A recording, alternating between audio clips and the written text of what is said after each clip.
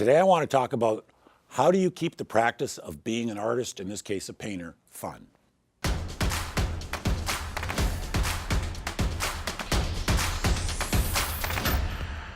Hello everyone, my name is Mike Svob and welcome to my channel.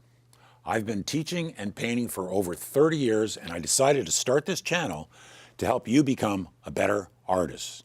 Now, if you stay with me on this channel on a weekly basis, I will answer your questions and help you become that better artist. For me, I try to separate the business aspect of being an artist from the practical aspect or the fun part of actually painting the paintings.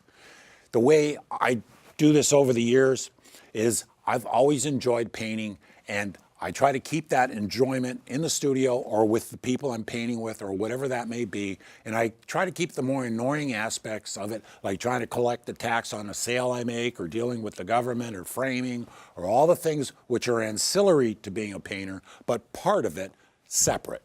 And over the long term, that's worked for me. And this is the advice I would give just about anybody who wants to do this for a living, is you've got to keep the practicing art part of it separate from the art business part of it. And that's probably the best way to think of it. I hope you found this information useful.